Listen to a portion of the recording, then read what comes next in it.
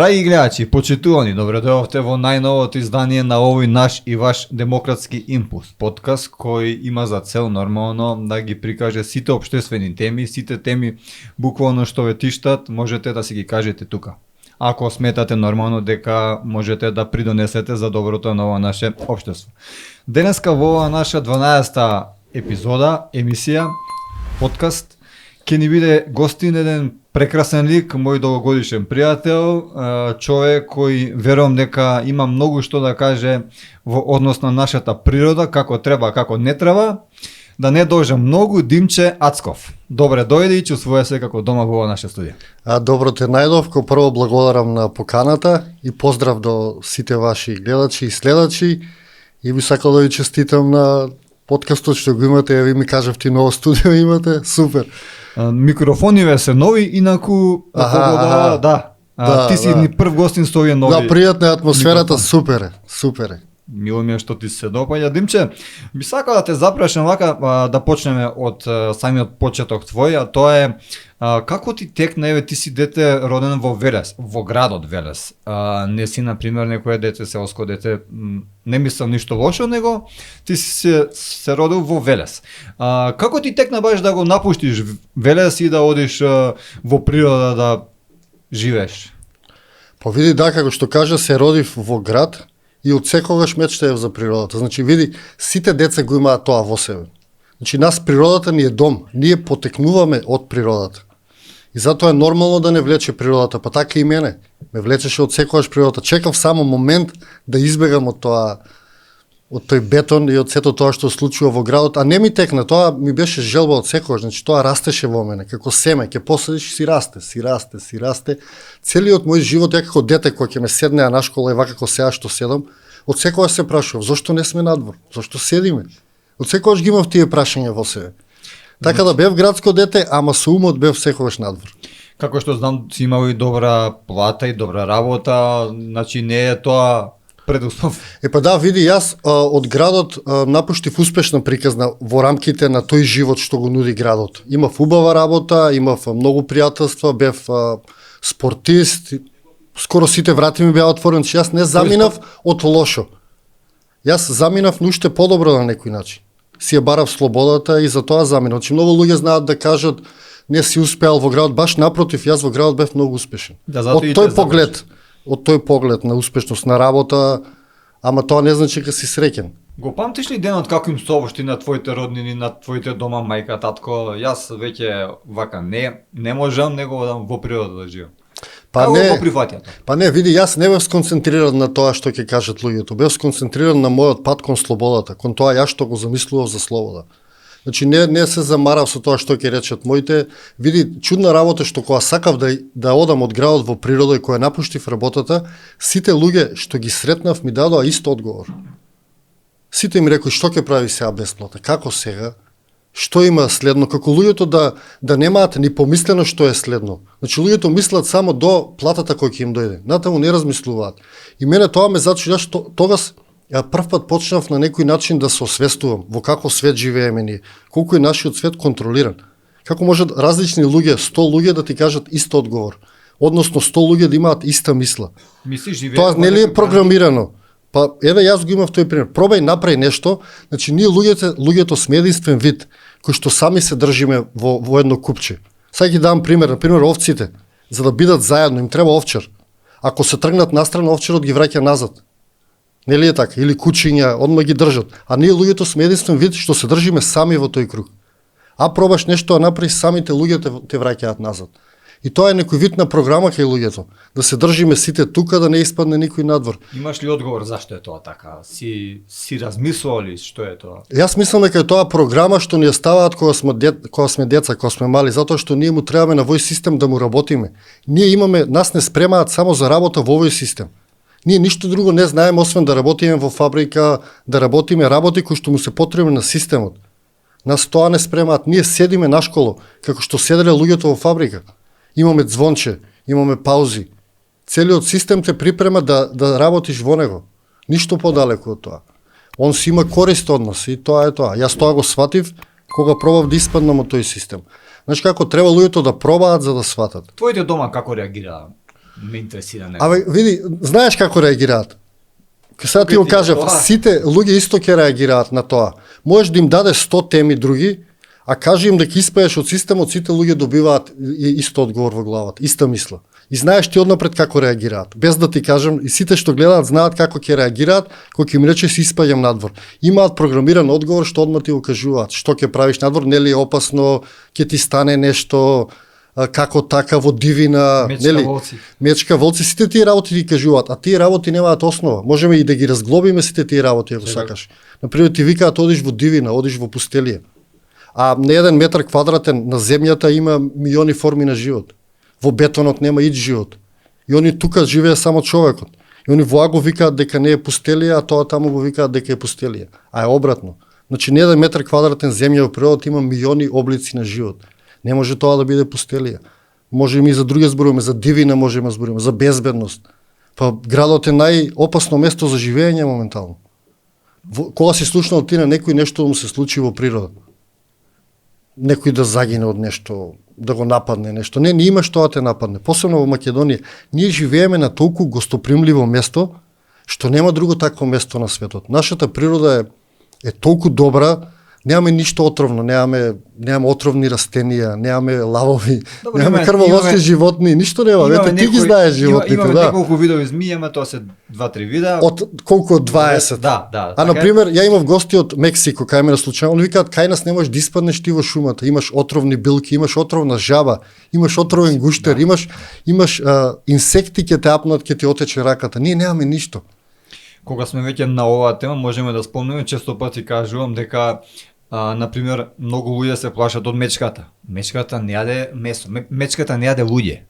А често пати има како некој страв, мечката ќе ми изеде ќе океан. Може да те избрка, да те ништо повеќе. Па кога мечка изела човек? Кога си слушнал ли некогаш? Значи во последните 50 години ние немаме мечка да убие човек или волк да убие човек. Имаме обратно. Таа јаде капини, јаде такви работи, не јаде таа месо. А имаме луѓе што убили јадници животни од другата страна. А ние се плашиме од нив. Единствено опасно животно на оваа планета од кое што сите треба да се плашиме за жал е човекот. Најопасното животно. Тоа е факт. Животните гледаат да преживеат, ако се најдат во небрано може да те нападнат, ако ги натераш во ќоше, иначе они бегаат од човекот. Ја толку години сум во природа, немам никаква опасност сред мене. Не те каснало некогаш нешто сега, можеш да посведочиш. Не ме каснало никогаш, затоа што нема. Ние го истребивме дивечот во Македонија. Например, за диви животни, ако зборуваме, нема. Јас волци имам видено од далечина, мечки имам еднаш-два пати видено од далеку и тоа е тоа. Во едно од најновите твои видеа, кога сме кај животниве, се слушаше звук на волци како видат, како интересно беше тоа. Па, имам јас имот што е малце поблиско до градот, имот што е многу изолиран. Тој што ми изолиран имот на клисурата што ми е таму има волци. Доаѓаат волци, меѓутоа види нас волкот, ние не знаеме ништо за волкот. Ние како македонци, наш тотемско животно ни е волкот. Ние имаме наши волчи денови, кога сме ги ранеле волците порано. Пред почетокот на зимата сме одели, сме оставале месо на работа од шумата. Волците иделе, јаделе, ние сме живееле во симбиоза со волците. Не сме имале никаков проблем со животните. Сме му давале на волкот да јаде за да он не напаѓа овци, да не краде. Тие волчи денови биле цела недела кога сме ги ранеле волците. И ние сме длабоко поврзани со волците, како македонци зборувам. Затоа што тотемско животно е животно што е поврзан со тој народ. Значи волкот и рисот ни се нас тотемски животни, а ништо не знаеме за тоа. Сакаш да ми кажеш дека на некој начин свој виден договор сме имале буквално со волците. Ти си истражувал на оваа тема и Сигурно си дознал дека е тоа така. Па да, затоа што сме верувале ако го нема волкот, ако го нема рисот, ние ќе бидеме слаби како народ. Затоа што сме директно поврзани со нив, сме живееле во симбиоза, значи сме делеле. Сега имаме повеќе рисови него волци, ако не се лажам. Во Македонија на Балканот има најмногу рисови тука. Па дај Боже да е така, јас мислам дека обратно, мислам дека рисот е загрозен вид и дека го има многу малци. За жал, уште го има у некои резервати и тоа е тоа. Рисот како рис, последните сознанија што ги имаме е тоа дека во Македонија е најчест за разлика од другите земји, Србија, Црна Гора. Баш ме радуе Хрватска. тоа, баш е добро. Значи Може јачаме и како народ, што и животните ни јачаат, нашите тотемски животни. Јас еднашка во Охрид слушнав на планината рис, како вика, тоа беше многу онака импозантно. Браво, јас баш би сакал да видам, сигурно имаат убава енергија. Да, буквално. Добро, Димче, кажи ми, како започна се буквално, кога отиде ти, дали прво си ја направи кутичката или како се одвиваше целиот тој твој процес?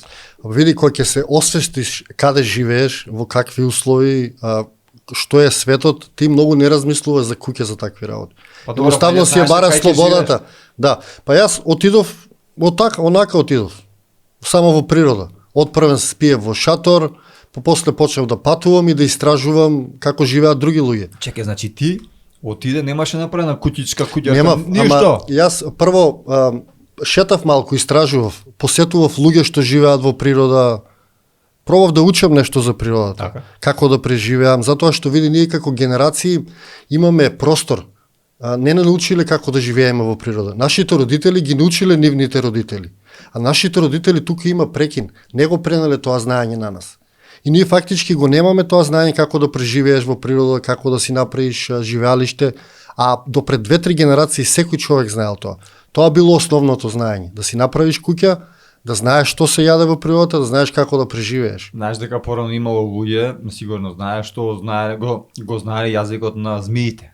Секој животно има свој јазик. Да. Така и они. Нажалост сега мислам дека во Македонија еден или двајца го знаат тоа. Да, басмаджи ги викале. Јас имам снимано видео за тие басмаджи. Има уште некои живи да го зборуваат тоа и се многу успешни во лечење. Има еден басмаджија што има и лечено дури од змии кога ќе те апне. Може би збориме за човекот што живее во Црвени брегови. Па не знам каде живее, тој е починат човек, ја што имам истражувано за него. Меѓутоа тој успеал да ги лечи луѓето дури и кога ќе те апне змија. Он кажува дека кога ќе те апне змија додека отровот да почне да делува имаш 10 часа. Че многу голем простор имаш, нема никаква потреба за паника и дека не се умира од тоа. Знаеш дека мене ми има касната змија. Сериозно? Да, интересно е. Па не беше баш интересно. Каква змија те апна, знаеш каква? Па од змии многу не се разбирам, ама Отровна, не отровна мислам. Отровна. Отровна. Да, почна да ми делува, лежев и во болница и така И? да тоа беше една. Па се ослабев 10 кила, подочнаци имав, така да беше многу. Ама преживеа, нели? Па ја жив Не, да, мислам. сега сум уште. Немаш некои последици од тоа, така? Па единствено што не може после тоа да ги вратам килограмите назад. 10 килограми минус. Тоа е тоа. Супер решение за диетата. Нека касне змија и после ми Нема се с дебелите после никаш. ми кажа дека сега и да те касне змијата ќе умре. Како ќе Вау. умре? Имаш против отрови, вика година дена важи. Браво, викам одлично. Ете, видиш. Значи Добре. немаш мака. Значи Да. не е опасно, сакам да кажам, сепак ете ти Опасно си ако не пример. реагираш на време. Да, си преживеал, не е до толку опасно, да. Супер. Интересно Да. приказна. Добро, значи почна да живееш во шатор како што спомна сега. На почеток, да. Колку време ти требаше да ја направиш таа твоја куќичка? А види, јас кога веќе стекнав некое знаење како да се гради куќа, а јас си направив една мала куќичка. А јас спиев надворно отворено во шатор, кај ќе најдам, а истовремено си градев една мала куќичка, многу мала, може помала и од студио, кај Тоа е таа што седиме ми ние. ја покажа кај тебе во дворот. Да, првата куќичка ми е таа што на таа се учев да правам и таа си направив една мала куќичка и се вселив во неа. Значи за малата куќичка ми треба некои 2 недели. Значи јас веќе за 2 недели имав направено живеалиште од земја и веќе имав каде да живеам.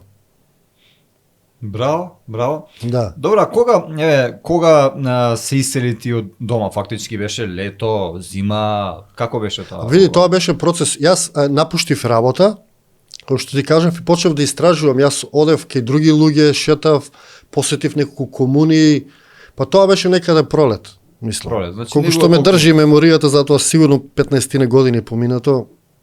И знаеш како работите се менуваат, ги тргаш некои работи настрана, некои си ги зимаш Да. поблиску во меморијата. Значи и... пролет не било толку, мислам, не било ладно така. Па не било, да. Тоа и ме охрабри и тоа и најубав период да почне да се гради. Од пролет Првата до зима зима. како ја преживеа? Паметиш? Па првата зима, види, јас тогаш бев во некој вид на еуфорија, значи отиден си во природа, се ти интересно, оставаш некој живот зад себе, почиња некој нов живот, се како ти кажам, се измислуваш одново. И јас многу не се замарав со тоа ладно топло, бев фокусиран на чувствата што ми идат, на новите сензации што ги осознавам за себе, за светот околу мене. Јас тогаш сватив дека ние многу малку знаеме за светот околу нас. И јас бев фокусиран на тоа. Тие работи како ладно, како ред други работи што не замараат тука додека сме кога си во природа, не те замараат толку. Не те замараат. Да те замара. Не, знаеш како, ќе ти кажам еден пример за ладното, имав гости ми да кај мене во кукичката на гости и беше, не знам, можеби декември месец, јас бев да ги пречекам на железничката станица што е блиску кај мене. Да. И они дојдоа, јас ги гледам, они облечени со монтки и цели, и јас ги пречекувам и они ми викаат, тебе нели ти е ладно вака бос и на блуза? И јас се гледам вака и мене у тој момент ми стана ладно. Ако ми веруваш, значи не се замараш едноставно со тоа, нема кој да те потсети дека треба да ти биде ладно. Тоа ми и од тој момент мене ми стана ладно. Додека се вратам во кукичката, јас изврздам. А јас така си шетам стално и да, тоа е жив пример. И јас тогаш сватив дека нема кој да те потсети на тие работи. Ти често пати и одиш бос, тоа ја го имав прилика од првата рака, од прва рака да го тоа видам. Зошто е тоа добро да се оди бос? Па тоа е добро затоа што вишокот на енергија оди во земјата, тоа се вика заземјување и има многу користи од тоа. Дури има и истражувања кои што кажуваат дека инфламацијата во телото се намалува кога одиш бос, ако имаш болка, болката се намалува кога одиш бос, ако имаш негативна енергија се намалува, значи има многу здравствени бенефити, а исто така и ти ги јачаш своите стопала. Ги јачаш за наредната генерација да има појаки стопала. Нашата генерација сега, наредната генерација ќе има уште послаб имунитет и стопала од сегашната. Затоа што неа че личиме. Па така, значи, според оваа логика, ние сами ќе се уништиме. Па ние назадуваме, доколку ние сите одиме боси, наредната генерација од самиот старт ќе има јаки нози. Од самиот старт. Затоа што телото така се јача преку изложување. Секоја генерација е појака од претходната. Нашата наредна генерација ќе биде појака од оваа технологија. Нема да биде појака у физички издржливост, у имунитет, у век на живење и така натаму. Има логика заради тоа што паметам, на пример, дедо ми беше многу јак човек и од тоа време и биле сите посилни него ние, на пример, денеска. Ете ти пример, да. На претходните генерации подолго живееле. Во Гевгелија се пронајдени коски на луѓе кои живееле пред, ако не се лажам, 100 години, 3,5 метра луѓе. Значи коските се 3,5 метра. Абе види, луѓето порано и живееле подолго. Например, порано животниот век не бил 100 години, бил 160 години и се викал круг.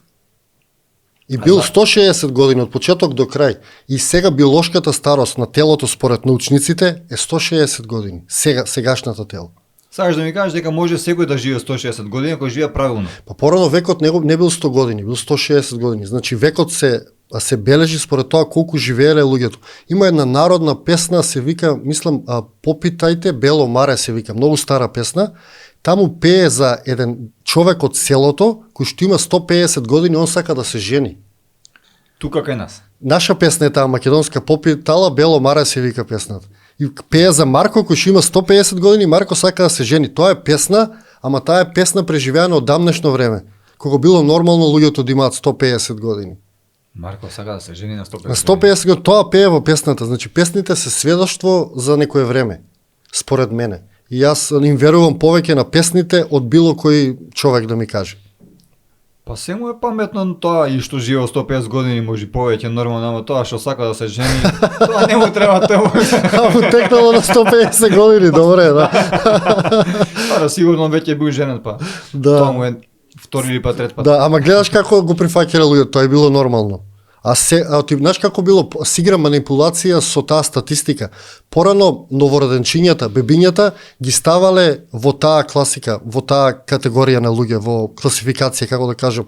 Ако се роди бебе 0 години, некој умре на 80 години, они ваделе просек 40 години. А сега не ги рачунаат новороденчињата у тоа колкав животен век имаме. Ме следиш? Да. А ти ако стави сега починати новороденчиња со нашето умирање на 70 години, ние ќе имаме над 50 години животен век. И тука се прави мала манипулација, кој речат порано луѓето живееле по 60 години, по 50 години. Тоа не е точно затоа што они ги рачунале и мртвите новороденчиња во таа статистика. И од тука влечеле број. Ако сега ги ставиме, добро, порано и повеќе имало мртви бебиња за жал.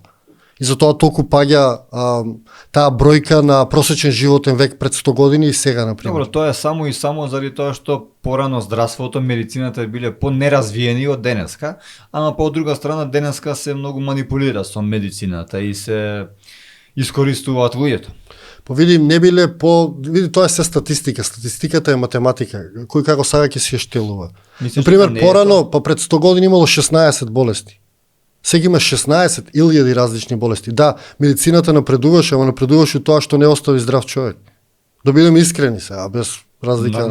Има и добри работи таму, меѓутоа толку напредуваше што нема здрав човек. Ја од така го гледам напредокот, зборувам за западната медицина.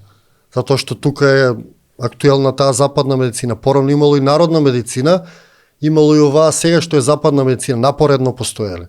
Но од кога се измислил рентгенот, луѓето преминале на оваа западна медицина затоа што биле фасцинирани од тој нов изум. А понатаму и оваа медицина ја забранила народната медицина. Или тоа лечење со билки и така натаму и така испаднала напред. Па народната медицина денеска па и скоро и да не постои, нажалост. Па било забранета долго време. Порано имало болница со народна болница, имало болница оваа што викаме западна медицина. И луѓето си бирале секаде. На територијата на Европа сега. И они си бирале кај сакаат. Тоа било до пред 120-30 години. Меѓутоа, кога се измислил рентгенот, луѓето преминале на таа западна медицина, оваа ја забранила природната. Димче, многу добра тема и интересна фативме, но отидовме малку повеќе напред. Да. Би сакал да те навратам, колку време ти требаше да се запознаете и да склучите договор со природата дека од сега ќе живеете заедно? Тука мислам за да научиш која билка се јаде, која не се јаде, печурки, не знам друго што не. Па да, види, уште се запознаваме со природата. После веднага. Уште се запознаваме. Тоа е толку голем простор. Толку многу работи има што треба да се научат, а иначе природата ќе те прифати одма и ти одма ќе се подесиш на тоа фабричко подесување. Верувај, како земи див волк од зоолошка, пушти го во шума, он одма ќе се навикне. Дома си. Одма ќе најде како да живее, одма ќе се снајде. Така и ние. Добро, види, некни гледав едно видео од мечка, буквално мечка, да, што живеела 20 на години во зоолошка градина и после 20 години, не знам зашто и како, мечката одлучува да ја пуштат. Мечката ја пуштат во планина, верувај дека толку беше жално за гледање тоа што мечката не знаеше што да прави со себе, заради тоа што веројатно по мене има живеено во многу мал простор во таа зоолошка градина каде што била, мечката на 2,5 метри, 3, буквално напред-назад одеше, напред-назад. Не знаеше и уште мислеше дека тој е подсвесно дека живее во кафес. Немаше представа дека е ослободена. Па ето убав пример даде. Па и ние живееме така некој начин. Само нашиот кафе е малци поголем. И ние одиме тука лево десно како мечката. Тоа знае, тоа ја научиле. И она мисли дека има зидови и дека не може да отиде понатаму. Ете тоа е таа програма и тоа условување, што го викам. Некој начин ние живееме така. Јас знам луѓе што така одат лево десно како мечката, само поголем радиус за жал. Работа дома. Да, значи тоа е условување, тоа ја научиле мечката, толку знае. Значи како викам ја, луѓето мислат дека немаат окови затоа што не ги слушаат како тропаат, а оковите тропаат кога ќе мрднеш лево десно. Колку паметно кажам, ај. А ако одиш право не тропаат, па така е, порано така ги правеле оковите за ако некој бега да тропаат. Нели имаш гледано одат се управа линија. Пробај ти сега мрдни лево десно ќе видиш колку си слободен. Луѓето мислат сега дека живеат во слободно општество. Пробај побуни се за нешто да видиш колку е слободно. Пробај слободно да ги слушнеш како ти тропаат оковите. Пробај слободно да сите што не гледаат, ќе ги мотивирам да пробаат да што ми вика некој ние живееме во слободно општество. Пробај побуни се за нешто, ќе видиш колку е слободно, како тропаат ти окови, ќе се наведнеш ќе видиш окови, леле ќе речеш. Димче, ти фали некојаш градов, например, онака да кажеш, јаве, село убаво, супер, мир, тишина, ма сака малку галама, или буквално? Па не, види, ја си го сакам градот, ја не сум од тие луѓе што викаат дека градот по секоја цена не чини. Значи градот има луѓе, има секакви видови на луѓе, имаш секакви активности, имаш секакви карактери. Не ми недостасува, меѓутоа немам толку негативно мислење за градот. По негативно мислење имав додека живеев во него. Сега гледајќи го некоја друга дистанца ми е симпатичен до некаде. Значи добар е, ама да не се живее таму. Оддалеко кога гледаме супер. Види, има некој потенцијал да се развие градот. Има убави луѓе, има интересни луѓе, ама не ми недостасува, ама секогаш со драго срце го посетувам. На кој начин би се развил градот? Или не си размислил на тоа? Па не сум размислил многу, ама градот би се развил преку поголема интеракција меѓу луѓето и преку создавање на зелени површини поголеми. Затоа што ќе се осеќаат повеќе во природа, ќе се осеќаат поблиски меѓу себе. Така. Едноставно да се спојат луѓето меѓу себе. Така ќе се развие градот. Да го тргнеме веќе тоа ја. Сите што го викаме. Гледаш некоја отуѓеност меѓу луѓето? Гледам мраз во срцето, да. Мислам дека тоа е најголем проблем на денешницата. Не е ништо толку голем проблем колку што е тоа што го имаат луѓето околу срцата. И за жал го гледам, ние сме многу топол народ. Нас не ни личи да имаме мраз во срцата, ама се повеќе го гледам кај луѓето. Како доаѓа тој запад кај нас, се повеќе оприметувам таа оттуѓеност кај луѓето или тој мраз околу срцето, ја што го викам. Димче, спомнавме околу билките. Тука заборавивме да спомнеме дека ме научи како се јаде коприва. Да, Жива коприва, буквално. Добро, од кај тоа ти текна, мислам, кај го научи тоа, како да ја направиш, буквално за да ја јадеш, а да не те боцне? И па тоа е тоа знаење што го знаеле нашите предци, ние што не го знаеме. Тоа од стари го имам научено, тоа е пренесено од луѓе, имам видено луѓе како се јадат коприва, постари луѓе. Вкусна. Многу е вкусна, да. И не те боцка. На тој начин кога изедеш, ако ја свиткаш, ако ја направиш топче, можеш да јадеш жива. Што во некои случаи во природа може да ти го спаси животот. Затоа што на коприва можеш да преживееш, а немаш услови да ја свариш. Така да е многу корисно тоа знаење на нашите предци, што ние за жал, како што кажав, пак го изгубивме. И морам да кажам дека токму кај тебе прв пат пробав чорба од коприви. Ти сготви чорба од коприви. Да, мене ми е тоа омилено јадење. Од тогаш ми стане и мене. Да, омилено јадење ми многу е здраво. Копривата е едно од најздравите растенија на оваа планета, а секаде ја има. Значи така, си преживуваш со коприви, со печорки, со што уште не знам. Па со тоа што ќе произведам, ама и си купувам. Значи не преживувам 100% од природата јас. Значи, дали Користам и купувам секако, да. Дел од работите. дали нема да погрешам ако кажам модерен номад? Ја тебе те доживам така буквално, Димче Ацков, модерен номад. А види Ново време. се прилагодувам, да. Се прилагодувам. Пример, минатата година имав активности, имавме во Прилеп некои случувања, протести, таква работа, не успеав да си обезбедам храна, например. Така да морав да се снаоѓам на други начини.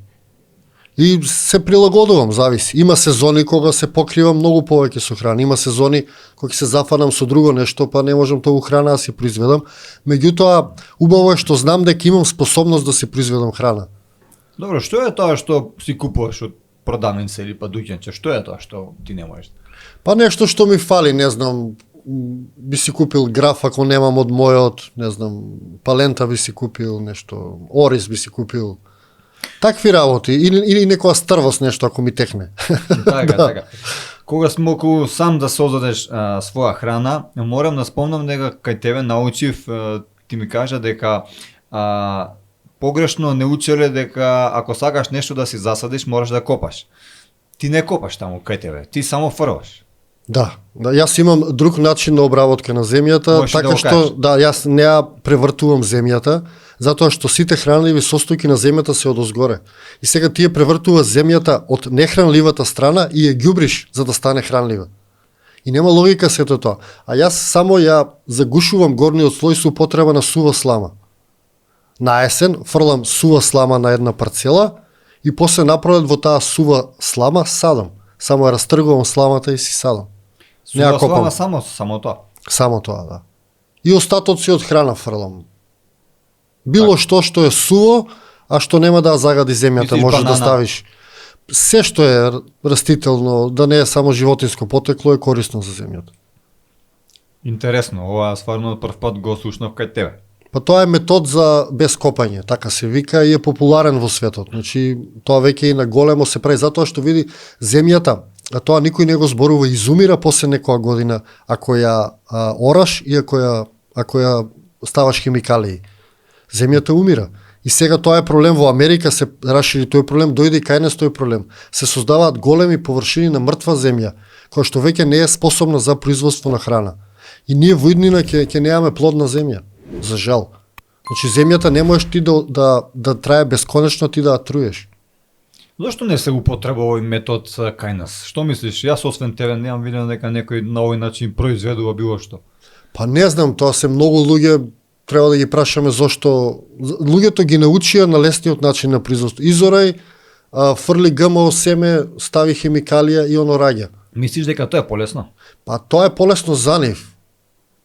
Тоа се научени, затоа што тоа се наоѓа, тоа сите го прават. Ти го гледаш комшијата го прави тоа и ти одиш прскаш, а не гледаат дека се трудат и самите себе си и земјата ја трудат. Тоа се тие сериозни теми кои што никој не ги обработува кај нас, тоа е умирањето на земјата и ние моментално немаме регистар да знаеме колку има мртва земја која што не раѓа ништо, а има многу земја што така стои што не раѓа ништо веќе за жал. На жалост. А тоа го гледаш кога си на земјата. Оддалеку не го гледаш тој проблем. А кога си таму меѓу земјоделците, меѓу земјата, го гледаш и тој проблем. Гледаш и многу проблеми и кога си надвор од градот, за жал, што кога си во градот едноставно не се замараш. Не се замараш со сечење шуми, не се замараш што трудат земјата, не се замараш што снемува жив свет и така натаму. Димче, на патот на твоето ново имање, како што ти умееш тоа да го спомнеш, каде што одевме кога ја градевме таа твоја куќичка, ако паметиш горе во планината, ти си пронашол карпа беше, пештера, така?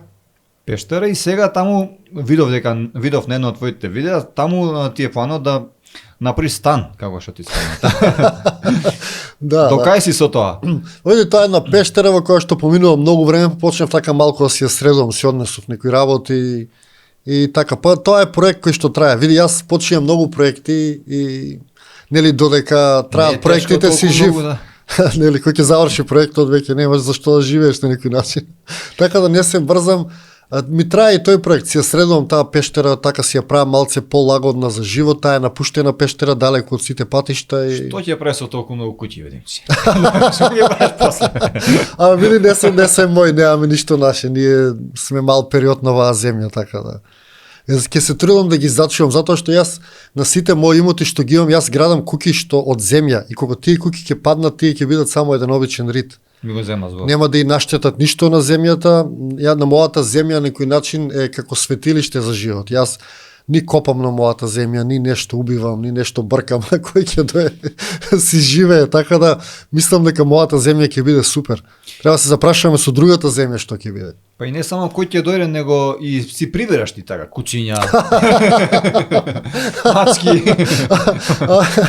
Па повеќе они ме прибираат мене отколку ја нив. Луѓето имаат една гадна навика тука да фрлаат животни, така да често знаат кај мене да фрлат миленици, така да јас Сега имаш две кучиња шарпанинци?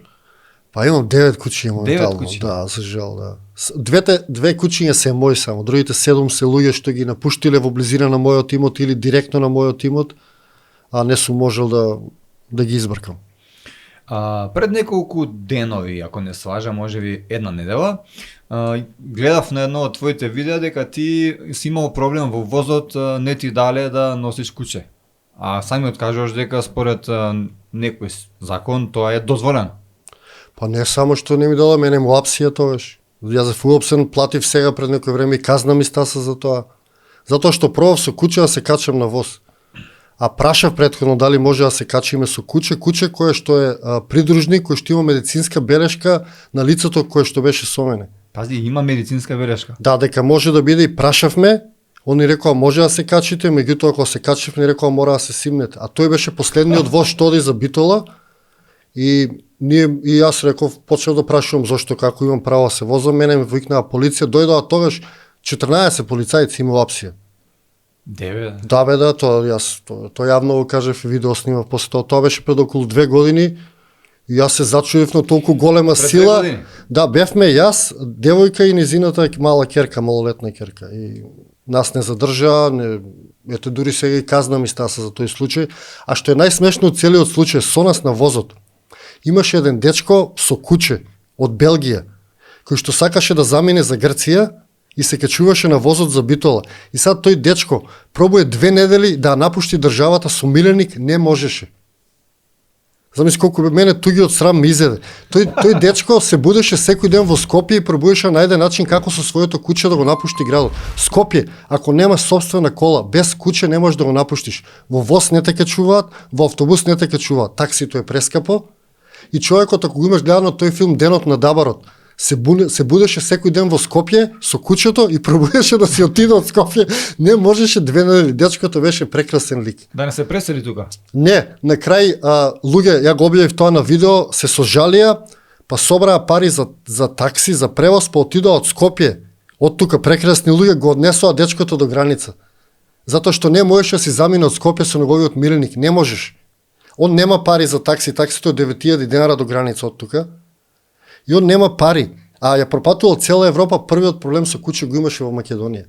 Мене ми изеде тој срам. Кога не симнаа заедно со човекот, ми изеде тој срам. Врнеше надвор, беше ладно, ние имавме кај да си отидеме. Дечкото со една картонска кутија беше и со ранецот на него и престојуваше некој хотел тука и се жалеше ка нема пари. Авантурист, млад дечко студент кој што патува низ Европа, прекрасна личност.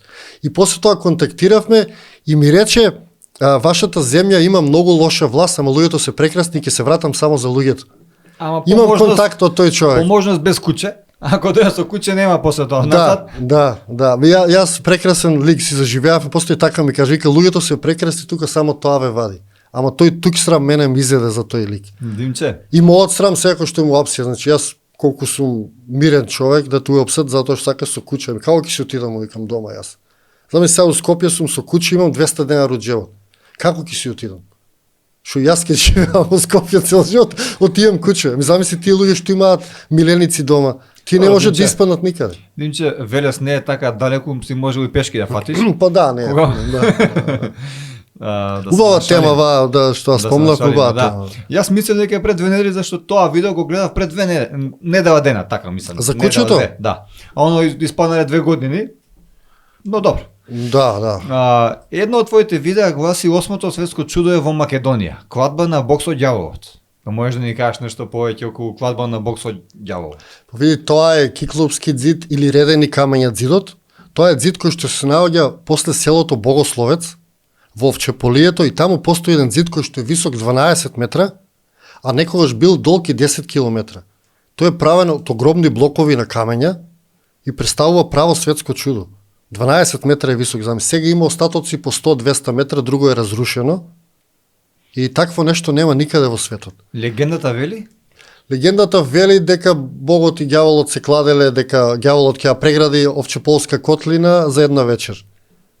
И он почнал да работи, да преградува и кога идела зората, Бог видел дека ѓаволот ќе успее во сето тоа и тој го буцнал еден петел да пропее порано. Петелот пропеал, зората дошла порано и така ѓаволот го изгубил облогот и така тој ѕид не е доправен. Каква итрина на Господ. Да, ама видиш што е најчудно, во Германија постои ист таков ѕид. Истата приказна има, исто се вика ѓаволски ձид. Сличен е ձидот. Кој е постар? Па не знам кој е постар. Никој не знае колку е стар тој ձид. Ама истата приказна, истото име, што значи дека некој тие приказни ни ги наметнал. Добро, Димче, која е здравата логика околу тој ձид според тебе? Сигурно не го изградил ѓаволот. Или може би па, не знам. На кој начин според тебе е изграден тој мост? Дали од луѓе, дали? Види, тој е изграден од луѓе. Јас пробувам тоа да го докажам, а тој ձид е направен од варовнички карпи, а околината е цела магматски карпи. Тој ձид е прекриен со вид на малтер кој што се рони. Јас имам земено примерок од тој Малтер, ама не успеав да го пратам на истражување. Ми го зема идното прашање. Собираше донации за тоа? Па собирав донации, да, ама не се толку проблем донациите колку тоа што треба да се праќа во странство да се испита тој Малтер. Значи зидот е прекриен со некој вид на Малтер. Тој се рони и ако се докаже дека тој Малтер е од луѓе направен, значи дека и целиот зид е направен од луѓе. Ама тоа се докаже на тој начин што е направен од варовнички карпи. Добро, кај нас нема некој да го испита нешто ова? Кај нас го испитуваат, ама пробуваат да докажат дека е природен, затоа што никој не се интересира за тие претходни цивилизации, предпотопни цивилизации, стари цивилизации, затоа што светот нели се почиња од пред неколку илјади години. И се што е постаро пробува да се припише на природата. Па така и тој зид е истражен, но е сместен како ерозивна карпа која што создала такво нешто. Форма на зид. Меѓутоа, природата не прави такви, а е тоа направено од варовнички карпи. Што значи, никаде нема варовник, е донесен тој варовник таму. На тоа немаат одговор, меѓутоа кажуваат само дека е со ерозија настанат. И тука завршува се. Често пати си по планините шеташ, нормално дека снимаш, те пратам. Исто така го има спомнато и гробот на Александар Македонски. Дали можеби имаш некакви сознанија каде би можел да види? Зошто се ќути? Зошто е забранета? Зошто се молчи? Види, тоа е прашање за $1.000.000 што викаат. Зошто оваа тема ние не ги вложуваме сите ресурси да се истражи, да се најде? Јас немам одговор на тоа, освен дека ни е забрането. Дека не смееме поради тоа да не навредиме некои чувства на нашите комшии или појма немам како. Меѓутоа не се истражува. За гробот на Александар се знае, тоа е геоглифот во Овче поле што е. Веруваш дека е таму? Па да, сигурно е таму.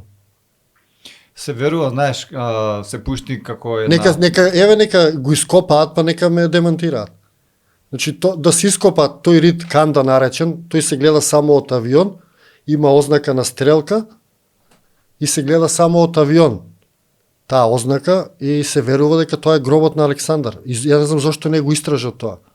Конечно. Ти запраша во едно од твоите видеа зошто овој лик се гледа само од авион. Не, тоа е за ликот покрај Велес. А јас зборувам за геоглифот што е во Овче поле. Тоа е геоглифот Канда наречен, тој се наоѓа кај Црнилиште селото и тоа е еден рид. И кога гледаш од небо се гледа стрелка. Само од небо се гледа, да. Тоа е геоглифот, таму се верува дека е гробот на Александар, а покрај Велес на карпите се гледа лик на светец или на светилија. Тој исто така се гледа само од авион. Исто така го имаш истражувано и гробот. Не е гробот. Тука ти е мислата. Него ни почнавме гробот за да го завршим, никого нема почнато. Да. Се пушти една теза меѓу народот дека се молчи за сето тоа, демек се знае, но се молчи заради тоа што доколку се открие каде гробот на Александар Македонски, ќе настанава Трета светска војна. Може би си слушнал ти за оваа теза. Да, па сега живееме у мир, па не става војна, цел свет војува. Иако мене навистина не ми е јасно. Не плашат нешто, да. Што има да има Трета светска војна за гробот на Александар Македонски ако се дознае дека е во Овче поле. Па види, Овче поле е многу мистично место. Овче поле се нарекува и местото на тајниот рај во некои стари книги. Јас имав видео за Поп Драголевиот зборник. Тоа е зборник кој што во 15 век е напишан во сегашна Албанија во Драче пронеден и тој е напишан на македонски разговорен јазик. Поп Драголевиот зборник се чува во Србија во библиотека, значи го има. И тој кажува дека во Овче полието постои место кое што се нарекува таен рај и тоа крие многу тајни. Тој Поп Драголевиот зборник е толку забранет што моето видео на YouTube стоеше само 2 сата и ми го забранија. Толку. Да. Замисли. А тоа Поп Драголевиот зборник си постои како зборник. На истиот овој јазик што говориме ние денес. Да, тој опишува, Поп Драголевиот зборник опишува за крајот на светот, за апокалипсата. Тој е напишан во 14 или 15 век и е најден во фамилија на попови. Затоа е наречен Поп Драголев зборник. И тој опишува за апокалипса и зборува дека апокалипсата ќе почне од Македонија, употребува македонски топоними, Овче поле го употребува Струмица, и дека апокалипсата ќе почне од местото таен рај во Овче полето во сегашна Македонија. Централна или Горна Македонија која е сега. Значи ние сме едни од најстариите цивилизации во светот. според ова? Па сме. Па зарем тоа некој успеал да го порекне? Они само го негираат, а никој не го докажал тоа спротивното. Добро, на жалост и ние сами се негираме во тој дел. Ако некој го спомне ова што го зборуваме ние, ќе ти се смеат денеска. Не е толку атрактивно. Македонија најстара нација, демек, како е тоа можно? Демек, ние сме се мали. Знаеш, да те клукаат, ние сме мали, нас не бива. Знаеш што се смеа, има една анекдота, се шетаме од Прилепско истиот мојот го правиме, Македонија мала. Еден човек вика, мала, ама земи испегла ја да виш колкава е. Ние сме мали, ама имаме многу планини, многу ридови. Македонија е 4-та земја во светот по планини. Имам или 5-та, не знам која. Повеќе планини од Швајцарија имаме процентуално. Значи не сме толку мали. Тешка за пегување. Тешка, ако си испекла пола Европа ќе ја фати. Димче, раскажи ни некој збор-два за подземниот град во Велес. Тоа го имаш истражувано, може би само ти. Да, тоа го има на мојот канал Сонцовар, да го снимав тоа, па тоа е, не знам од кај да почнем, тоа се наоѓа под стариот град Велес, Како ти го Велешкото открил? кале, и има влез во една пештера кој што продолжува понатаму во ходници, кои што сега за жал се затрупани, меѓутоа продолжуваат со километри во планината. И порано луѓето таму се криеле кога имало напад од секакви војски. Си искачи ти до крајот? Не се искачи до крајот затоа што е затрупано.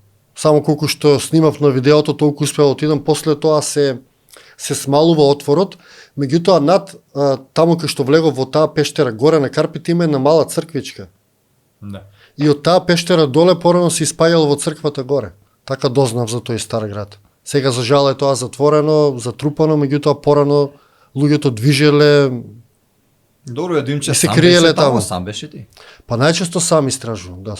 Во Карпава сам беше? Сам бев, да. Не се плашиш нешто да не одиш што се вика со километри патуваш? Па не, низ бе, Карпа? не одам со километри, тоа така изгледа стотици метри, тоа не е километри. Добро, ама пак не е прав Па пат. е опасно така, Пак да, не е прав пат. не препорачувам никој да оди сам. Може би да се загубиш у тие ходници таму, например. Па знаеш како, некогаш те понесува моментот, еуфоријата, ќе откриеш нешто и влегуваш подлабоко, не размислуваш многу. Меѓутоа е опасно, ама јас имам доста искуство, ама не препорачувам никој сам да влегува во пештери. Освен ако не си земеш некое јаже, па да се враќаш според јажето. Или да. Не препорачувам, опасно, во секој случај опасно, постои доза на страв, секогаш постои, меѓутоа моментот знае да те понесе. Не знам, може би ќе најдеш таму волк некој, може би мечка, може би лилјаци, може би... Така. Си видел нешто? Имало? Па не сум видел ништо. Не, толку многу немам одено по пештери, ама немам видено. Во тие пештери што сум влегол, немам ништо опасно сретното, како и низ македонската природа. Нема ништо опасно. Имаш спомнато дека пирамиди има и кај нас во Македонија. Долина на пирамидите, мислам дека ти тоа го нарекуваш, па може да ни спомнеш. Тоа е најновото видео што го снимав за повеќе пирамиди на едно место. Иначе Македонија има една од најстарите пирамиди. Тоа е пирамидата Островица покрај селото Габреш, Кумановско. А таа пирамида, замисли, е позната во светот, во Македонија не е позната. Таа пирамида е висока 666 метра точно, што е енергетски број. 666. И да, точно е толку високо, на Google се гледа тоа, може да се провери сега лесно, и е пирамидална форма совршена, дури на места се гледа како е градена. Има остатоци од камењата, се гледа како е правена, и таа се верува дека е една од најстарите пирамиди во светот. Јас имав гости од Нов Зеланд, кои што ги носев на таа пирамида, и они ја знаат таа пирамида. Значи, кој е проклетство светот да ја знае таа пирамида во Македонија, ако спомнеш дека има пирамида, да не верува никој, например? Па не знам зашто е тоа. Тоа не знам дали е проклетство кај нас или можеби Синдром на самоуништување.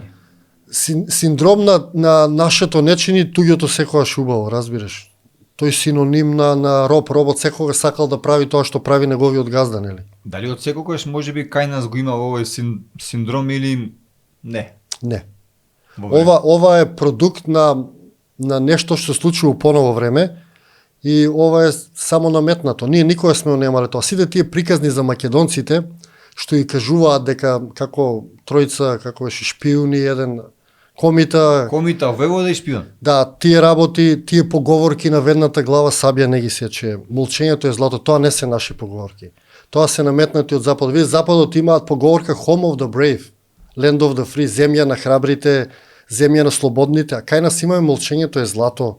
Гледаш колку е тоа наметнато, тоа не е точно.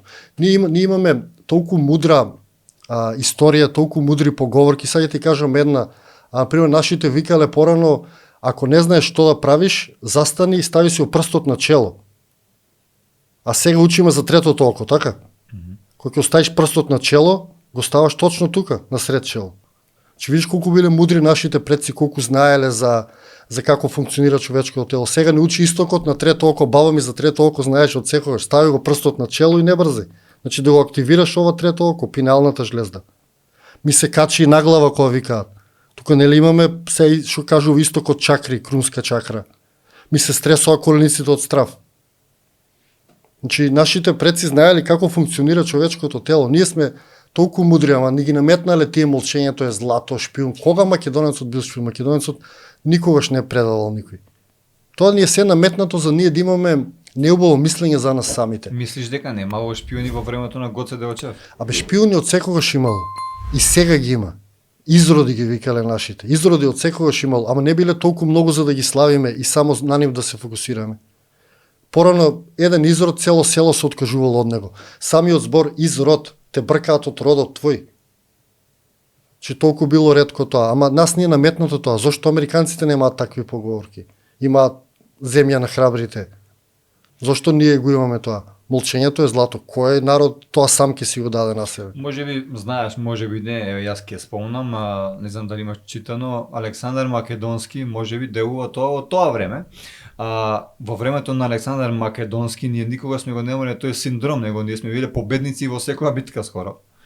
Така да Александар Македонски пред да умре ја проконал, не проконал, заради тоа што знаеш и како исти починал, кажал име да немате, земја да имате. Така да може би влие и тоа. Не знам за ова пророштво, не знам, интересно е многу, баш би сакал повеќе да знам. Не верувам дека сме проколнати, меѓутоа постои таква пропаганда. Дека македончето се прави лошо, види ние што и да направиме е лошо. Што и да направиме не чини, нели? И некако ни се наметнува тоа се Европа е поубава, а тука била Европа. Например, ние сме Европа. Порано вој дел на сегашна Европа се нарекувала Европа, а горниот дел била нова Европа. Така да од секогаш имало напредок на овој престор, од секогаш имало мудрост, од секогаш имало љубов. Малку да прокоментирам околу пророкот Зафир, кога сме веќе кај Македонија, кој живеел на овие простори, уште ти ќе кажеш кога, пред колку време, и он бил еден од најпознатите пророци во светот. Па може би, да. Така зборува за Скопската магла. Можеш да ни спомнеш малце повеќе за Скопската магла, мислам дека во едно од твоите видеа имаше за... Да, Дедо Зафир бил пророк од Кратовско. Тој живеел во близината на Цоцев камен, тоа е енергетско место, и често одел на Цоцев камен и добил информации од некаде и ги пренесувал тие на луѓето. Тој живеел пред повеќе од 100 години во Кратовско и бил многу познат, да. И во тоа време пишувале вестници за него. Тој имал кажано многу интересни пророштва. Тој кажал дека човек ќе се гледа на огледалце од едниот до другиот крај на светот. Дека кога ќе одиш во продавница, во меана, вратата сама ќе ти се отвара. Тоа го кажувал он и тие му се некои од многу интересните пророштва што ги има, што можеме ден денеска да ги живееме ние. Сигурно во тоа време не ни бил сватен. Може би бил и гледан како чудак, но денеска го живееме тоа. Денеска го живееме. Тоа исто така има кажано пророштво бела змија ќе го изеде небото. Сега луѓе се жалат на тие бели трагови, а Дедо Зафир тоа го кажал пред повеќе од 100 години. Тој бил многу интересен лик, кажал многу пророштва и во тоа време дури му понудиле да оди во Белград да живее, да прорекнува таму, меѓутоа он си останал кај овче полието. Таму да си живее, затоа што јас верувам дека од тој Цоцев камен, од тоа енергетско место црпал информации на некој начин. Нашиот добар пријател Стефче од Кратовско, он има многу истражувано за Па мене Стефче ме запозна со Дедо Зафир, он ми ги кажа тие пророштва, он има запишано и во книга, мислам ги има запишано. Планирам да го посетам, да истражим уште повеќе, прекрасна личност, да. Прекрасна личност, да. Точно. Чувар на некое старо знаење. Еден од ретките чувари на старото знаење. Димче, сега одиме малце на една тема која мене ми е умилена. сега додека пред да снимаме ми каже дека и на тебе. Тоа е самовили. Да.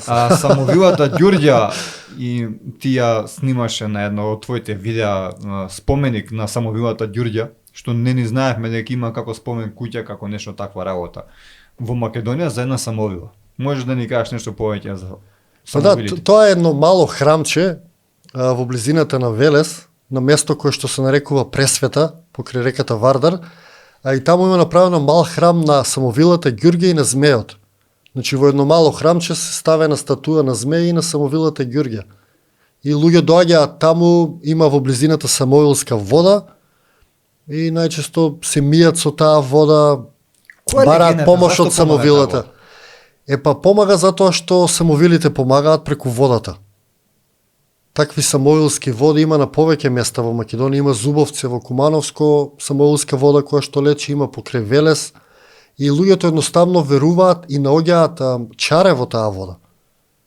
И се верува дека самовилите ја благословуваат таа вода, па секој што ќе се измие од таа вода, му помага таа вода. Самовилите се митолошки суштества кои што знаат да му помогнат на човекот, многу во тешки ситуации, ги има во многу приказни спомнати и се верува дека се настанати од растение, по вегетативен пат и долго време на некој начин живееле со нас, покрај нас, се до Втората светска војна или со развивање на железницата и новаа цивилизација се последните траги на самовилите во Македонија. Иначе пред тоа луѓето ги среќавале скоро во сите шуми, покрај сите реки и биле нормална појава. Тоа сакам да те запрашам, значи не е само легенда, него веруваш дека постоеле самовили на овој наш простор што живееме ние, дали може би си слушнал нешто, некоја приказна, некој да видел, да му се случило нешто и дали ги доживаш како позитивни суштества или негативни, зашто некогаш знаат и да не само да помогнат. Види, јас не го кажувам тоа го тврдат приказните на луѓе кои што живеат на различни краеви од земјата, а имаат приказни за самовили. Има една песна Димна Јуда град градила се вика, тоа е стара песна, каде што се пее за самовилата Димна Јуда која што градила град, значи се опеани и во песни, а луѓето ги спомнувале во приказни и не може луѓе што не се сретнале никогаш да раскажуваат иста приказна ако нешто не виделе или нешто не осетиле. Затоа луѓето, ја мислам дека ги гледале тие самовили. Дали биле почисти луѓето во умот, дали гледале, дали постоеле тие како некои енергии, не знам за тоа точно. Меѓутоа, според преданијата, тие постоеле напоредно со нас. Нарекувани биле личници, шумски луѓе, самовили, јуди, имале секакви имиња, меѓутоа луѓето ги нарекувале само тие. Не се осмелувале да кажат самовили за да не го привлечат нивното внимание. Значи луѓето имале и на некој вид стравопочит од самовилите. Значи до толку ги осеќале за реалност, што чувствувале и страф од нив некогаш. Ти имаш истражувано многу околу оваа тема, имаш многу знаење околу оваа тема. Дали е вистина дека, дали си пронашол некој податок дека ако ја видиш самовилата ќе умреш, не можеш да ја видиш? Демек она те убива со поглед ли, не знам? Немам таков податок сретнато, имам сретнато податок за човек кој што се разминал со така наречена самовила, са бајле на мугрите и само се допрале, ја допрал по рамото и кога станал другиот ден косата му била падната. Тоа го имам само слушнато ко сведоштво, прочитано некаде, така во глава ми е влезено, а директно сведоштво некој дека видел самовила, немам видено, иако немам слушнато ствари, иако имам прочитано некаде дека имало луѓе што се разболувале после средба со самовила. Легнувале болни, па луѓето оделе им давале на самовилите поклони за да ги удоволат, за човекот да оздраве. А повеќето приказни се позитивни за самовилите. Самовилата се верува дека може да ти даде дарба. Така да многу луѓе дарбите ги добивале од самовилите, значи може да ти даде дарба да пишуваш поезија, да бидеш сликар. За многу луѓе при средба со таква енергија или суштество после тоа добивале дарба. Така. И има и позитивно гледање на самовилите. Покрај самовилите постоеле и вили. Така наречени вили. Тоа биле суштества што имали крилја. Може би си си прочитал, не знам. Па да, они се карактеризираат како повеќе форми, самовили, вили, и сите се од женски род, а машки самовил или вилињак не се спомнува кај нас, туку се спомнуваат само кога самовила ќе има дете со човек, се спомнува дека се создава јунак. Така се раѓале јунаци, кога ќе има самовила, однос со смртен маж и ќе има дете. Тие биле луѓе кои што биле нарекувани јунаци, имале на некој начин надприродна сила. И ако си е слушнал песната Море сокол пие, таму го прашува дали виде јунак да помине со 9 лути рани. Да, песната за Јане Санаски се мисли.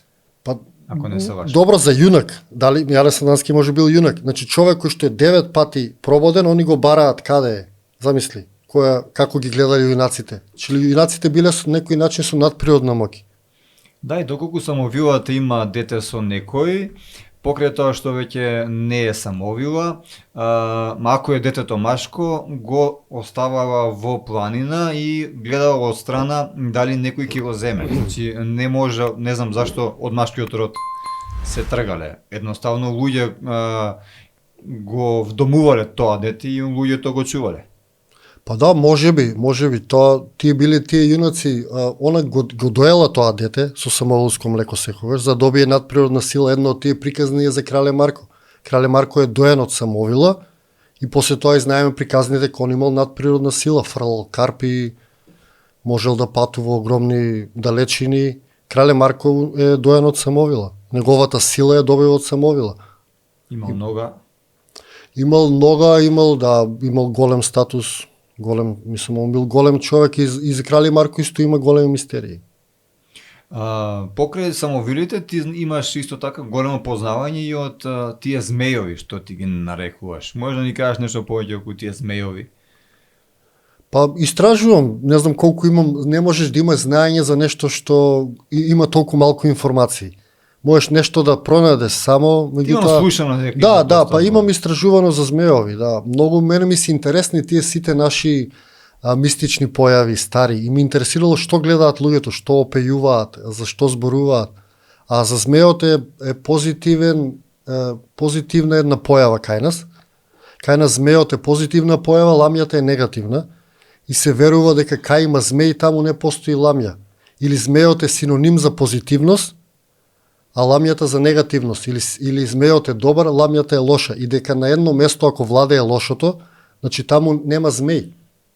И луѓето повикувале змеј, за да го избркаат лошото. И ако нема змеј на некое подрачје, значи дека таму нема добро, тоа е лошо за таа земја или тоа подрачје. Тоа верувале нашите предци за змејовите. Иначе змејовите исто така настанувале во утробата на жената. Само било карактеристично што змејовото дете се носило 24 месеца, не се носило 9 месеца, и по тоа се знаело дека е змеј. Затоа што долго време било во утробата на мајката, 24 месеца. Така. Според старите преданија, да. И тоа се интересни теми, мене ми се интересни, знаеш, те враќаат у детството некако. Кога интересно изумреле тие змејови? Па не се изумрени тие змејови. Се уште ги има? Па види, како суштества, како мислам дека може се уште да ги има, само да се мали, да не се толкави, да еволуирале. Дали нешто такво можеби истражуваше ти на Кожов планина во Гевгелија дека Да. се појавил змеј, како што Па спомна на се? Кожов има луѓе кои што кажуваат дека виделе нешто големо како лета, а и јас го истражував тоа таму. Престојував на Кожов некое време, полого време, и луѓето имаа сведоштво дека виделе нешто. Меѓутоа подоцно општината кажа дека таму се населил некој редок вид на Орел. африкански орел со глава на був кој што е висок 2 метра. Тоа е Па најголема. луѓето тоа го спомешале со змеј, ама јас не успеав ни тој був да го видам голем. Тоа е вака. Тоа ја го прочитав, тоа е најголемата небулоза, пошто јас сум соколар. Знаеш и ти самиот. Да, ти Тоа ќе даеш најголемата најубав небулоза што сум ја слушнал некогаш во однос на соколарството. Тоа не е вистина, тоа е харпи орел. Тоа е најголемиот орел во Да, светот. харпи орел. Тој се И тој населил орел таму. Да. лови и мајмуни дури. Значи, Да. нешто многу големо, буквално е страв да го видиш. Така да, но тоа не е возможно тој да се преселил во Кожов и новие простори, така да не верувам во Па таква тој официјален одговор дојде од тие научници од таа Види, они мора да дадат одговор на нешто. Интересно беше, јас престојував таму во манастир, каде мој пријател кој што е монах таму Мите, и он кажуваше дека Во Серменин? во Серменин престојував, да. И од таму истражувавме и он кажуваше дека монахот таму дека секој сабајле слуша пискање во планината на некое животно што не може да го идентификува. Што до сега не бил. Што он не знае што е, затоа што он ги познава сите животни таму и тоа даде уште една нота на таа мистерија, затоа што орелот не би можел да предизвика толку пискав звук. Меѓутоа луѓето виделе голема птица или според нивни кажувања змеј. Ја бев истражував таму, не успеав ништо да видам, сакав да го снимам тоа. Меѓутоа, доколку би живеел таму змеј, разговарав со луѓе, таму постоеле на карпите некој редок вид на алги, кои што се многу хранливи. Па би можел теоретски од тоа да преживее некој голем вид на птица или било што. Верувај дека поголема веројатност има да е било што него харпи орел. Па не знам, луѓето нешто виделе. Јас видов и снимка од луѓе кои што го снимале како лета тој орел или Така? тој змеј, меѓутоа тие луѓе не ќе дадат таа снимка, се срамеа од исмејување и од да не се поврзе со нив. Може да ни го опишеш вака тоа? Па суштински? се гледаше само како голема птица, како лета од пред нив. Снимката е долга неколку минути. Значи, удалечината како оди се гледа, личи на голема птица, огромна птица. Глава Од, голема има така. не, од позади се гледа само, се гледа како крила се гледаат и А бојата? црна. Црна. Да. Ти снимано со камера, на телефони, нема многу детали. Да ми е дадена таа снимка, би можело да се зумира, да се истражи, па да се види дали е тој орел голем или е некој нешто поинтересно. Затоа што има една стара карта, јас ја најдов на интернет, од порано од 15 век, каде што змеови се нацртани на Карпатите и на Кожуш само. Дека живеат, замисли. Па замисли ти да излезе општината и да каже Има змеј. кај нас има змеј. Па зошто да не? Па зошто да не каже? Како кажуваат од има причина сирени? Што, кога почнавме ние нашиот прекрасен разговор, самиот ти кажа дека денеска живееме во пранги, така. Не може. Да, ама види, луѓето прават приказна од ништо, ние ги имаме приказните, не знаеме да ќариме од тие приказни. Значи има крајбрежни градови кај што има морски сирени. Никогаш не ги види. Одат луѓето, плаќаат пари Веруваш ти дека во постојат се Шкотска уште такви? да го гледаат како си ги тоа чудовиштето од Лох Нес. Значи ти седат по езерот, милиони прави таа општина, гледаат у вода. Да. Ние ги имаме сите тие чудовишта, ги имаме, не треба да измислуваме ништо.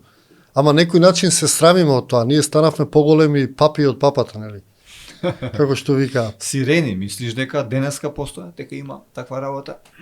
Па како сите митолошки суштества и сирените ги ставам во тие, кај нас имало самовили, во крајбрежните места имало сирени. И тоа е некој вид на тоа митолошко суштество, како џуџиња, како самовили, како џинови. Луѓето гледале нешто. Не може толку различни луѓе да гледаат нешто, а да не постои. Што е тоа масовна хистерија, или како би се кажало? Џуџиња се верува дека се уште постојат во Мексико, ги викаат Ел Чапо и тие се шумски животни, суштества, не се ни животни, кои се буквално вака, како многу мали, значи многу мали и се верува, имам и снимки гледано, колку е тоа релевантно и вистина не знам, но имам и снимки гледано во Мексико од такви џуџиња што живеат на дрво и на планина, да, а кај нас не знам дали си слушнал дали постојат некои такви џуџиња. Па да, кај нас има многу приказни за џуџиња. Кај нас дури се зборува до пред некои 100 години кога луѓето тргувале со нив. Разменувале стоки и работи. Со тие шумски суштества. Да, не, си разменувале работи со џуџињата. До таму одело тоа верување и тоа кажување од луѓето. Па добро, кога би постоело тоа, би постоеле порано, тогаш не гледам причина што па денеска. Зашто па да ги нема? А види како со самовилите, со појавата на железницата, они исчезнале. Може тоа се сензитивни суштества што им смета оваа цивилизација. Мислиш дека е тоа? Па да, па види, ја например сега да седам некаде кај што е бука не би можел да издржам. Не па некој што живее 50-100 години во шума. Сигурно ќе му смета таа бука. И ќе се iseli некаде. Види, тоа ние не знаеме многу за нашата историја. Генерално не знаеме. Ти овие податоци ги имаш прочитано од некои книги наши што се ги истражувал, ги има или многу е тоа ретко да се најде? Па види, ретко е ние, ја тоа често го зборувам, ние не учиме за нашата митологија, например, во школа.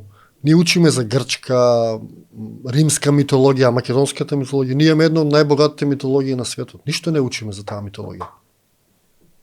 Може би ти си учел од странство за нашата митологија. Не за странство, од луѓе. Од луѓе сум учил Раскажувам. за таа митологија, што раскажувале за таа митологија, дека е жива, дека постои. Ти дошол некош на памет да напишеш, например, книга по тие сите предскажања што ги има слушното? За да остане за навек.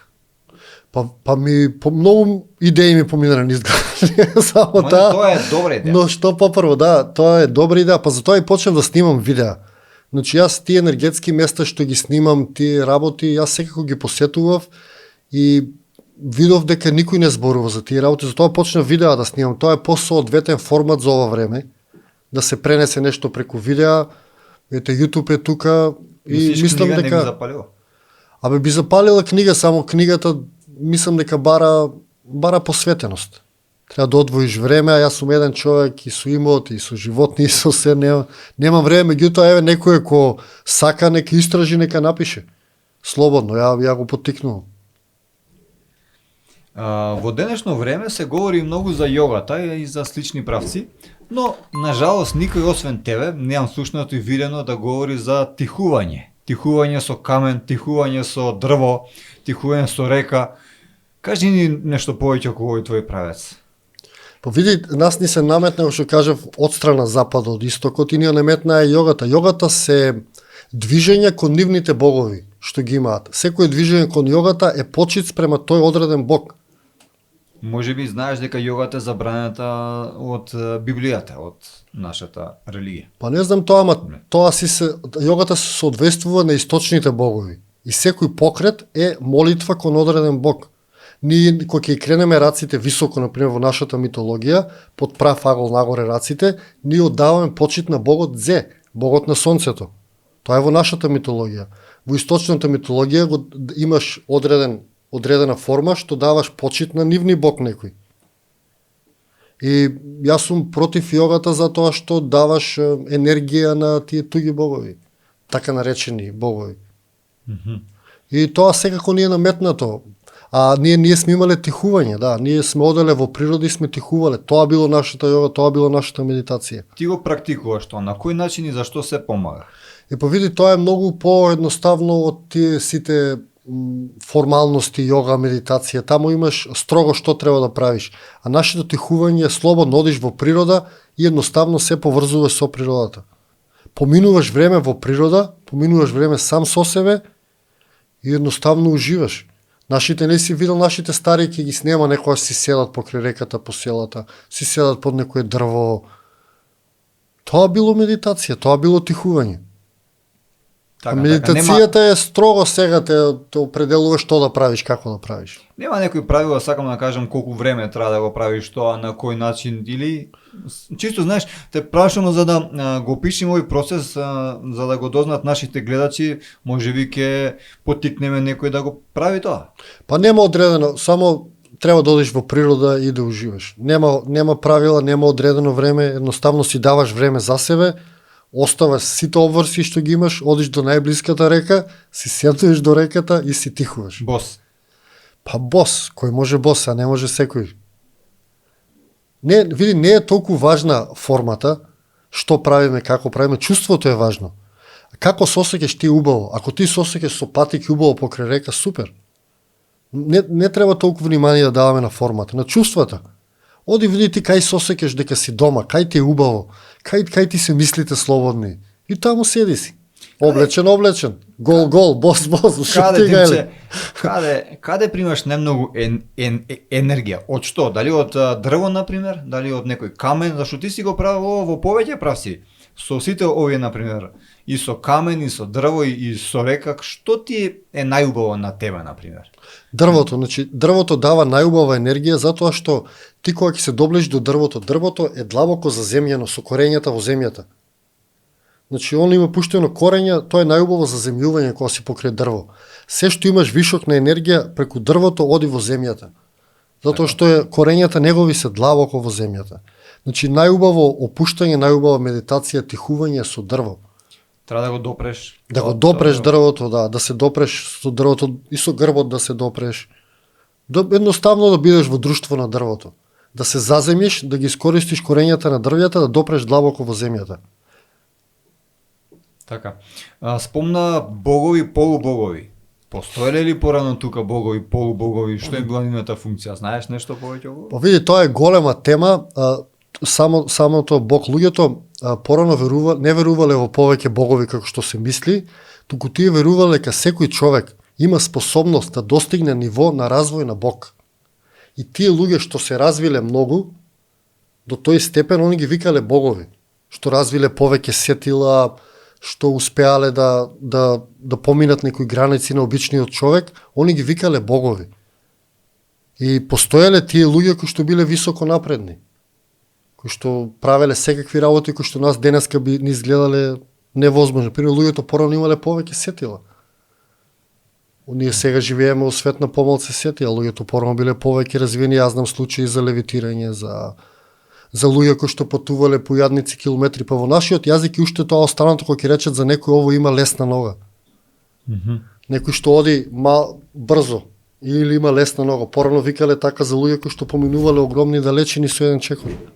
Високо развиени луѓе или богови. Порано било навреда за креаторот да кажеш дека е Бог. Бог било понизок степен, имало еден креатор кој што создал се. Се е создавател го викале. Така. Да. Тоа околу боговите, да. Во Македонија постојат, спомнавме и пред малце, подземни градови. Ти имаш истражувано неколку или? Па немам неколку, знам за неколку. Кратово има подземен град, Велес има подземен град, Скопје има тука под Калето некаде подземен град. Функцијата на овие подземни градови, знаеш? Па најверојатно за безбедност. Најверојатно имало нешто што се плашеле, па мора да додат подземја. Па у Турција најдова град во кој што може да смести 7-8 илјади луѓе, мислам. Подземја го најдова. Така. Да. Така да не се ништо чудно тие градови, ги има. Во твоите видеа, како што спомнавме, може да се насети и да се види изложување на твоето тело на ладно. Ова е еден интересен процес. Дали мислиш дека за секој некој е добро да го изложи своето тело на ладно или не е баш за секој? И зошто се прави тоа? Абе јас мислам дека секој е добро да се изложи на стрес. Затоа што после полесно ќе ти биде во животот за било што да ти дојде. Ти веќе си изложил на стрес, си ојачал на некој начин. Да го се чуваш од се и се што ќе ти биде многу тешко да се соочиш со тие работи. Така и ладното е некој вид на стрес. Го стресуваш телото и му возможуваш да работи повеќе. Тоа сега веќе е преминато во цела наука бањањето со ладно. Изложувањето на ладно има многу бенефити. Ти 90 дена снимаше видео како спиеше на отворено небо. Така? Додека не јас задими секако ептен. спијам на отворено небо. Ма не, мислев... Така да тоа ми е стилот на живот, да. Јас до некои зимски месеци спијам на отворено. Имам, мислам, не е толку отворено, имам кревет, имам стреја, што е покрај реката и таму си престојувам. Гледам да сум надвор поголем дел од времето. Тоа место минатиот пат каде што снимавме, ако не се лажам. Да, имаш дојдено ти на тоа место Да. и ја таму поминувам. Покрај реката. Или хамок ќе си врзам на дрвје и си спијам надвор. Така сум навикнат. И се навикнав на тоа и кога сум внатре, не можам толку убаво да спијам. И дојде. многу е здраво. Мислам. Така? Мислам дека спиењето надвор е многу здраво. Мислиш дека ти подобрува нешто? Мислам, да. Димче, порано кај нас постоеле вампирџи. Нажалост веќе не постојат, не знам од која причина, не се пренело тоа од колено на колено. Ти имаш истражувано за оваа тема. Што мислиш околу вампирџиите? Зашто? Значи, ако постоеле вампирџи, постоели вампири. Да. По добри ден денеска, нели, ќе се сретне со некои луѓе и сосекеш и црпено.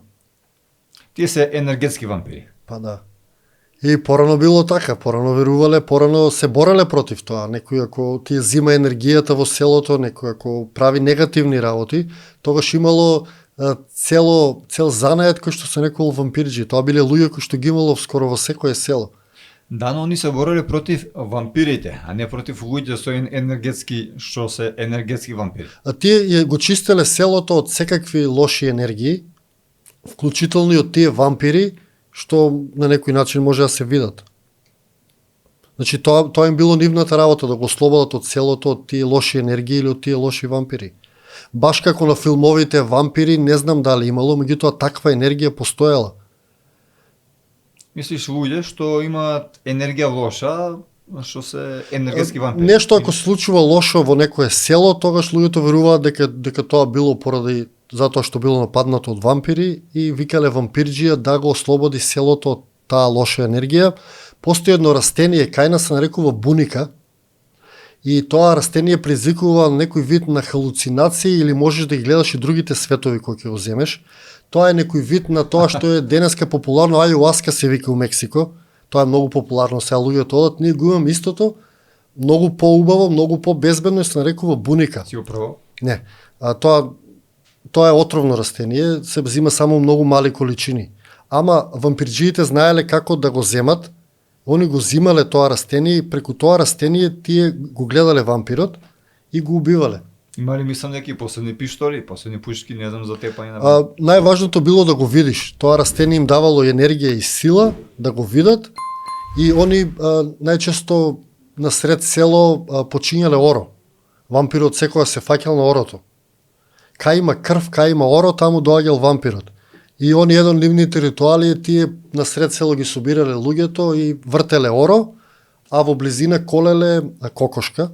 Тоа се да кажа. Најчесто црна кокошка, за да има крв, по миризбата се верува дека иде и он секогаш се фаќал на орото, на чело. А вампирџијата стоел некаде настрана со пушка и кога ќе се фател вампирот на орото, он го испукувал. Сега, ако се утне 1 сантим 2 метра од 2, Ќе отиде некој селанец.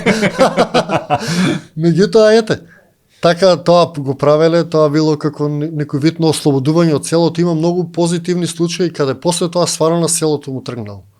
така. Да, престанала сушата, луѓето не биле толку Имаш болни. некои случаи што би сакал да ги кажеш со некој наши села, можеби што си слушнал нешто за некои случаи вакви? У секое село имало вампирџи, нема одредено село, значи тоа било толку честа појава, ние имаме можеби највеќе вампирџи по глава на жител во светот. Сега нема или има? Па не знам дали има некој преживеано. Вампирџи не верувам, затоа што вампирџијата своето знаење го пренесувал на негов ученик кој што он го бирал од селото. Он го бирал некој дете кој што има одреден талент, он го проценувал и само него му го пренесувал знаењето. И доколку не се пренесе тоа како се што е друго замира. Како секој занает, така и вампирџијата. Замрал тој занает. Меѓутоа има многу кажувања, Цепенков има пишувано за тоа, Крсто Петков, Мисирков има пишувано за вампирите. Има во нашата литература многу за вампири пишувано. Димче, помалце ти завидувам за овој живот твој покрај река, сам, во дивина и така натака, може би ќе ти се придружам. Пословно, да. Зошто да не? Ти благодарам премногу што ни беше гостин и се надевам дека повторно ќе ни дојдеш и ќе си продискутираме, ја и ти сме пријатели, имаме секогаш зашто да правиме муавет. Секако ми беше чест, ми беше мило, се надевам беше интересен разговорот. Така е, а на вас, драги мои, ви благодарам што не гледавте и овој пат подкаст број 12 и бидете така, ако ви се допадне ова видео, стиснете лайк, знаете дека subscribe и споделете го за да допре до што повеќе луѓе.